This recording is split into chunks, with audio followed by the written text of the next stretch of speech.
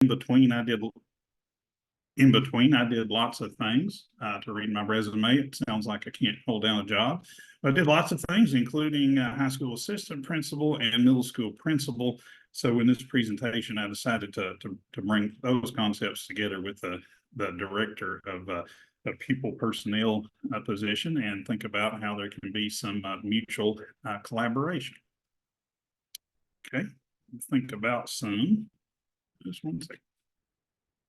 Think about some essential questions. So what do directors of pupil personnel do? I mean, they sit at the district office and drink coffee. We know that. But other than that, what do they do, and why do they do some of the things that they do? And then what are some things that you wish they could do, but they're not doing them because they can't, and why? And then how can principals assist DPPs in their work? And you may think, well, gosh, I've got enough to do as principal. What I need to be doing things to particularly help out the DPPs. And one of the last slides in this presentation, I will be trying to summarize what the DPP position is like, and I can almost do it in one bullet. It's really taking care of prerequisites to learning. Doing the things that need to be done so that all of the wonderful curriculum instruction and assessment initiatives can work. So it's good to be helping them with that. And as principal, how can you capitalize on some of their services to particularly benefit your school? And then at the very end, if some of this sounds interesting, I've got one slide about 90 seconds or less on what it looks like to complete the DPP certification. So let's just get to the meat of it. When we think DPP, we think truant officer. We think driving around looking for students that shouldn't be in school. I did a little bit of that as a DPP, chasing students through the woods. I did a little bit of that. Most of it is more communication and court work, but gosh, attendance stinks. What exactly is the DPP doing? Now, attendance enforcement is going to vary significantly from district to district, depending on how the DPP wants to approach it. Local judges, even the county attorney, Board of Education policy, and the particular desires of the superintendent. One of the things that you need to do as principal is to be sure that you got to talk to your DPP and get a really detailed knowledge of what it is the DPPs do relative to attendance. Probably some principals have very little idea. Probably most principals don't know a lot of the details. But we all need to be talking with students about attendance. Principals, assistant principals, school counselors, attendance clerks, teachers, the lunch lady, we all need to be talking with students about attendance. And it's good to know what enforcement initiatives are in place. We want to try to stay on the positive end of things, but sometimes you have to say, okay, I'm trying to explain to you why it's good for you to come to school. So let's talk about what can happen to you if you don't. So it's good for everybody to know that. Now, what follows is a quick description, just to give you a taste for how this the details can work, of how attendance enforcement worked in one Kentucky county. And I'm going to talk about going through the process of family court and working a lot with the CDW. Other options are using the illegal transaction with a minor charge, which can lead to jail and fines for parents, or the failure to send child to school approach, which can lead to fines for parents. And with that approach, interestingly enough, the fine money actually comes back to the school system instead of going into state coffers. Both of these are approached typically through district court, and I prefer to take the family court route. It's a little faster. So here's a very quick look at this. K-12, ages 6 through 17. Start out with the 3-day letter. Hey, you have missed 3 days unexcused. And this is how I did it. Okay, so I had that sent weekly by my attendance clerks, and we're going to talk a lot about some of the ways that you can interact better with your attendance clerk. I reminded them.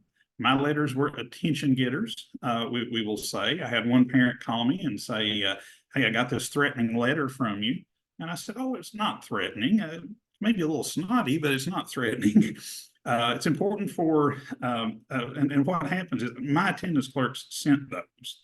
So then they were written by me, sent by the attendance clerk. So if the address was bad, they came back to the school. And I'm gonna tell the attendance clerks, we're starting to have attendance problems with those kids. So deal with those bad addresses because we're going to need to send them letters and go see them. Okay, so then we kind of split from there. K5, I would send a 6-day letter. You have 6 unexcused absences. I sent those. Probably a lot of DPPs delegate that to someone. It's starting to get serious. I wanted to do that myself. And then the 9-day letter sent by me, certified in regular mail, the tracking number, final warning. And then I took the, if that didn't work, then I took the students to, or the parents to family court, filing a neglect petition against them.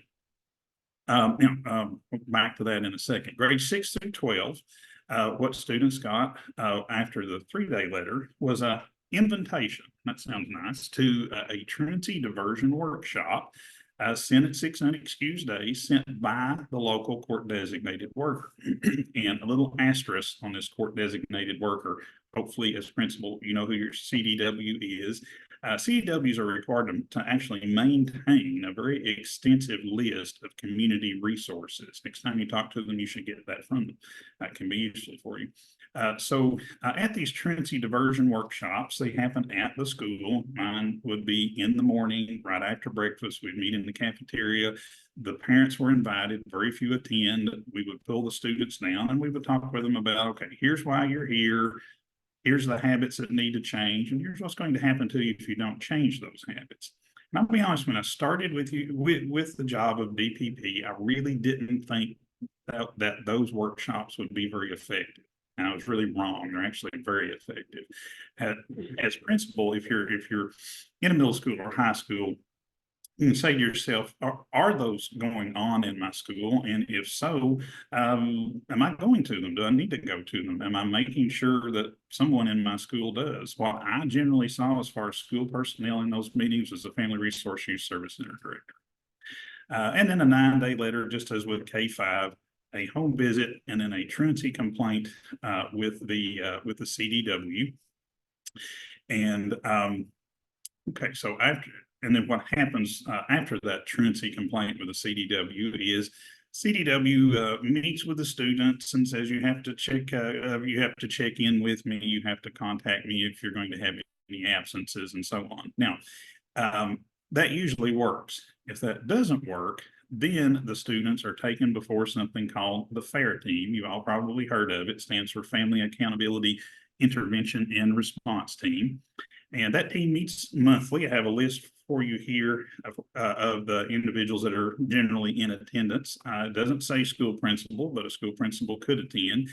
And that group says, okay, can we plan some additional interventions with this student to get them back into regular attendance? Or do we just need to refer them to court? And like I said, principals can request to be part of the FAIR team if they want to do that. At the very least, they should be making sure that there's some school representation there, typically Family Resource Youth Service Center coordinators. The FAIR teams will also see students that are being worked with by the CDW, not just for attendance, but for other mischievous things that they are doing. Now, back to this, to the K5, the neglect petition in family court. In family court, I was blessed with working with 2 judges over extended periods of time that were very hardcore. I mean, students are going to go to school or they're going to go to the mat with them. Early on, had students actually sent to juvenile detention for not going to school. That didn't happen later on, but I had lots and lots and lots of students who were placed in foster care because they were not attending school regularly. So I was blessed with family court judges that really took care of business. Sometimes that's not the case. So if you're thinking your DPP, I hear students go to court and nothing happens. What's wrong with the DPP? Probably not the DPP. Some judges will just kind of smack hands and say case dismissed. And as principal, if that's the case, well, you don't get into telling anybody how to vote, but those family court judges are elected, and you can kind of let people know how they're not really supporting the school system. Okay, no pass, no drive, and this is obviously just for high school, and you can read through this in a little bit more detail. But basically, students who have more than 8 unexcused absences in a semester, they are supposed to have their driving privilege revoked. And really, how this is supposed to work is the principal is supposed to contact the superintendent, and then the superintendent or their designee sees that credential is revoked. So the district where I was DPP, I actually did all of that. But as principal, if that's not happening, make sure it is happening. I found a warning letter at about 7 or 8 unexcused absences wonderful, because when you tell new drivers that they're going to lose their driver's license if they don't start coming to school, they tend to start going. Okay, you can read through all the details here. But now also, this last bullet, this is something I didn't get involved with, but the last bullet explains the academic requirements that students have to maintain, or they can also have their driver's privilege revoked. And they have to have a compliant semester in order to get those privileges back. Okay, a few miscellaneous tardies. Principals, be aware that DPPs can deal with students being tardy to school, and not tardy to third block or something, but tardy to school in the same manner that they deal with absences. But I told principals, I can see when students are tardy to school, but I don't know how big a deal that is. I don't know exactly what your schedule is. What exactly are they missing? I said, just let me know if I need to intervene. And there were a few students where I had to threaten to take them to court.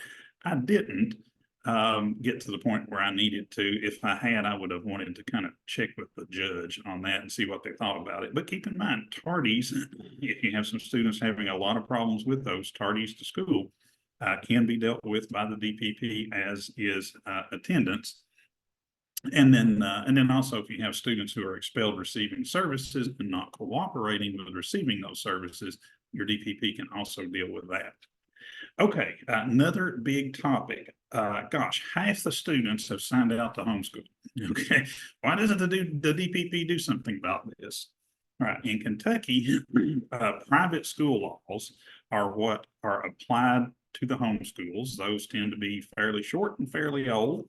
I'm going to, as we go on through this presentation, I'm going to refer you to several hyperlinked documents that are good for you to put in your reading list to kind of gain a little more knowledge about some of these things. But as far as how homeschooling works in Kentucky, way back in 1997, 2 homeschool organizations, one of which doesn't even exist any longer, and the Kentucky Director of Pupil Personnel Organization prepared the Homeschool Information Packet and Best Practice document. It was last revised over 23 years ago. But that is really something that guides how we deal with homeschools in Kentucky. So that is a document, fairly short, that you can read. I'm going to give you the gist of it. And this is a hyperlink that will take you to KDE's take on homeschools. There's also an important document there. Now, DPPs can't just do whatever they want to with policing homeschools. Failure to follow the information in this document, few details coming in a second, will result in a letter from the Homeschool Legal Defense Association. It's based in Virginia. It has attorneys in Kentucky. And you may say, well, how are they going to know that the DPP is going a bit too far with policing the homeschools? For $14 a month, parents can be a member of this organization. You're going to have some parents that are members of the organization. They're going to make a phone call, and the DPP will get about a 20-page letter mailed to them, faxed to them, and a phone call. You can ask me how I know that. And they are, they're not kidding. They have litigated in the state of Kentucky. So I kind of purposefully turned up the volume on policing homeschools until I got that letter, and then I kind of worked with the Homeschool Legal Defense Association to come to some understandings. Now I do want to, and I'm not going to read through this. I'm watching my time carefully, but you can read through it. But I do want to say I do support a parent's right to homeschool. It's just got to be done correctly, or I don't support it. Okay, so here are the triggers that will allow a DPP to investigate a homeschool. So if you feel like that needs to be done, if you can help with providing these triggers, then DPP can, necessarily saying they will, but they can complete an investigation. Notification after the public school year has begun at any time other than a semester break. In other words, signing a child out to homeschool at any other time. Doesn't apply to students moving in from out of district. Okay. There's a couple of these that are most important to you as principal. Notification to the parent or guardian of intent to homeschool their children when disciplinary action was being contemplated or had begun. So see, you may know that, the DPP might not. Request from an agency or individual to determine if children are in school. That's usually some neighbor that calls and says, hey, I see these kids outside all day. I don't think they're in school. Notification not received by the public school district within 2 weeks of the start of the school. That's really the DPP. This last one is one that may be particularly useful to principals. Evidence of a compelling nature which would suggest the inability of the parent or proposed teacher to operate and maintain a bona fide homeschool. Now, sometimes I would have individuals that would kind of say to me, hey, I think that I have evidence of a compelling nature that they cannot, okay, and kind of nudge as go investigate that homeschool. And I would say, I'll be glad to, but you're really going to have to provide me with something.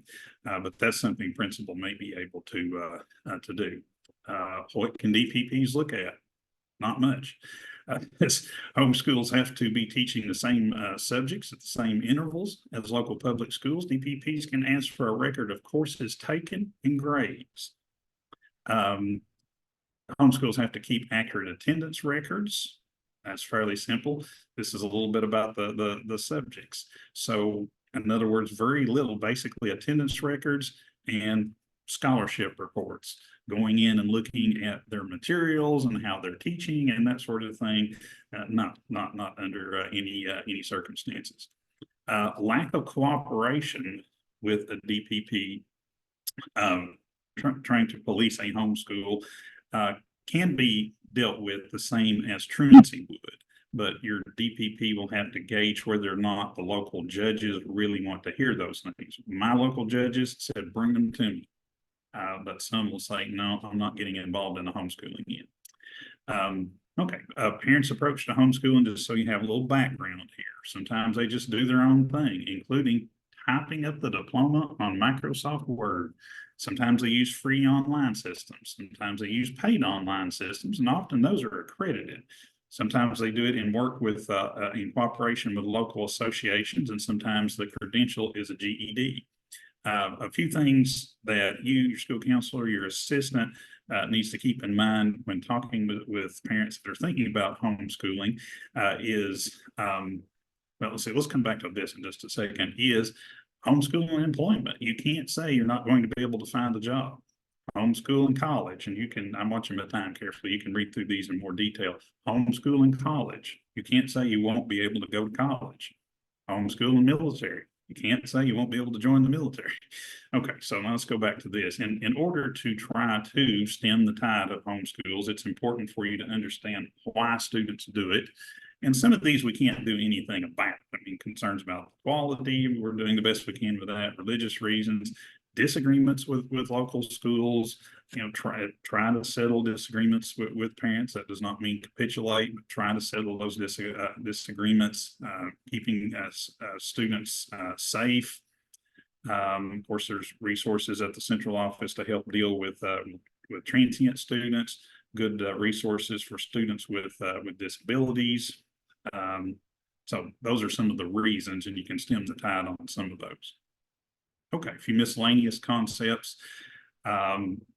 students or parents thinking about homeschooling their child, athletic participation, that's determined by the local schools. No pass, no drive. Well, gosh, you can't get a driver's license, can you? The verification that's required of school attendance and scholarship in order to get a driver's credential is just completed by the homeschool teacher if they're on homeschool. And then what some principals will do is a student will say, this is high school, obviously, I want to drop out. And they say, okay, just sign this homeschool intent form. Okay, they didn't say they were going to homeschool, they said they were going to drop out. They're two different things. You don't even want to get into an ethical dilemma there. Okay, when they return to public school, there's a lot of, if they return to public school, there's a lot of confusing verbiage about, okay, so what do we do? So the local school district shall be responsible for the appropriate assignment of students transferring from a non-accredited secondary school to the class or grade best suited for the student. Previous credits earned in a non-accredited school shall be awarded by the local district by one of the following two methods. Pass an examination of a similar nature and content to the examination used for other students, probably a final, successful performance in a higher level course. If they can pass English 2, you can go ahead and give them credit in English 1. And there's some details here, but this slide's kind of important because the way to deal with credits and students returning to public school, you'll see it in places written in a very confusing way, and this is pretty straightforward. Okay, home hospital instruction, also known as homebound. It's nothing to do with homeschool. Okay. It is for physical or psychological conditions, pregnancy, only if there are complications. There are a wide variety of professionals that can sign the forms. We'll leave that to the DPP. And it's important for you and your teachers and your assistant and your school counselor to know how this works, because when I was in charge of a home hospital program, many times parents would come to me and they would say, I need to put my student on home hospital, and the school told me this and this and this and this and this, and it wasn't right. So it's important to know some of these details. Students have to be, you have to know that they're going to be on the home hospital instruction for at least more than 5 days. The home hospital teacher must make 2 one-hour visits per week. If they need assignments from your teachers in order to make those visits and they can't get them and they don't make those visits, and Infinite Campus says the student was receiving home hospital instruction and the home hospital teacher's record says I didn't make the visits, there can be loss of funding, and superintendents don't like that. Can home hospital be avoided? I had one situation where a student said, I'm going to have to go on home hospital. And I said, why? And they said, well, because I'm going to have surgery, I'm going to be on crutches, and this is a 2-story building. I have classes upstairs. I said, well, we have an elevator. You know, can it be avoided? And keep in mind, this is something school principals, school level folks will kind of know about more than the DPP will. Home hospital students cannot work or participate in extracurricular activities. I did have one that was working. It was on home hospital and working a full-time job. I just happened to find out about it. That's something that the school folks may hear about a little more often. Okay, just a few other DPP things. School calendar. This is probably what all, because it's based on laws, probably what all of your school calendars say about the school calendar committee. So principals, be sure that somewhere within this, you are getting representation on that committee. And this is a little something to keep in mind. Of course, the school calendar is about days, and your SPDM councils will have jurisdiction over what happens during those days. And just keep this in mind when you're thinking about that type of planning. A 5-minute change, 5-minute per day change to a yearly calendar amounts to 14.5 hours of instruction. Okay, so we'll speed up just a little bit here. See, I've got 5 minutes. Some more things in the DPP realm. Who can/must attend my school? Once again, this is what I'm sure all of your policies say about that. The main thing is the concept of non-resident students from other counties. This is a hyperlink that will take you to your district's policy on that. Family Resource and Youth Service Center, the DPP is likely the contact. I have a hyperlink for you here that has lots and lots of information about that so that you can learn more about the Friskies. Okay, your attendance clerks. They just harass teachers about taking attendance, check students in and out, and enter excused absences, right? Have a discussion with your attendance clerks, and you're going to be surprised at the amount of data entry and quality control that they do. And a lot of times that quality control manifests itself as documents that you have to sign as principal attesting to the quality of that data. And it's linked to your funding, and you'll ask yourself, do they have the time and resources to do their job? And a couple of important concepts for you here that sometimes are problems associated with attendance clerks. Much of what the DPP does is reviewed every few years by KDE. This is a hyperlink that will take you to that review document, and it will open your eyes some to more of the things they do and why they do those. And this is, of course, just a little screenshot of Infinite Campus. When I was a sysadmin for Infinite Campus, sometimes I would look at the access logs and see that some of my principals never logged in and some of them were logged in all of the time. If you're not using the power of Infinite Campus, you need to do that. This is a hyperlink to some training resources for Infinite Campus. Okay, what information from this presentation might need to be passed along to various individuals? Ask yourself that. What from this presentation needs to be passed along to my teachers, my parents, my students, my assistant, my school counselor. Realize when working with your DPP, they may do lots of other things too. I certainly did. I was also director of human resources.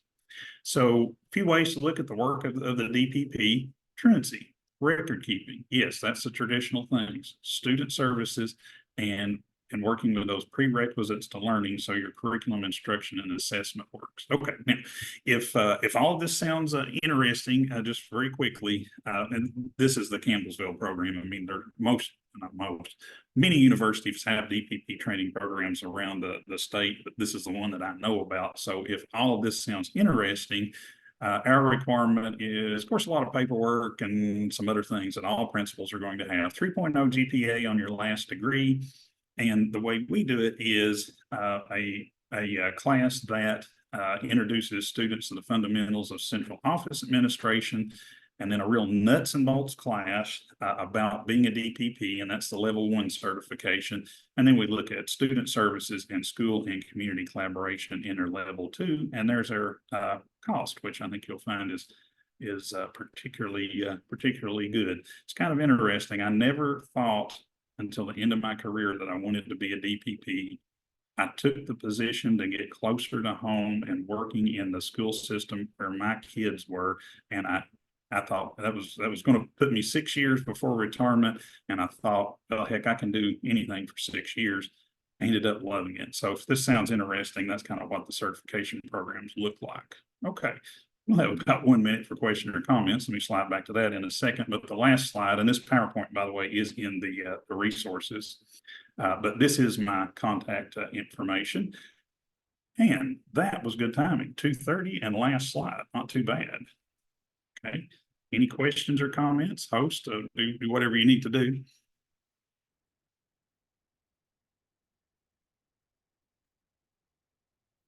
Thank you very much, Dr. Thomas. I've been a retired school educator for the last couple of years, and you brought out some new light on some things I was not aware of. So I thought I knew everything, and obviously I don't even come close. But very well, informative. I was surprised at some of the things that you brought up. I thought I knew and I didn't know. Well, I tell my students I've been in education 35 years, and if the topic of education is this big, and I still feel like I know about this much, you know. So right. So there's a lot out there. And it's always changing. It is. And that's a struggle for me no longer being in P12. That's a struggle for me to try to stay up on things. Absolutely. Yes, I understand. I'm right there with you, brother. Okay. Well, thanks everyone. Once again, this is my contact information. If you have any questions, thank you. Thank you.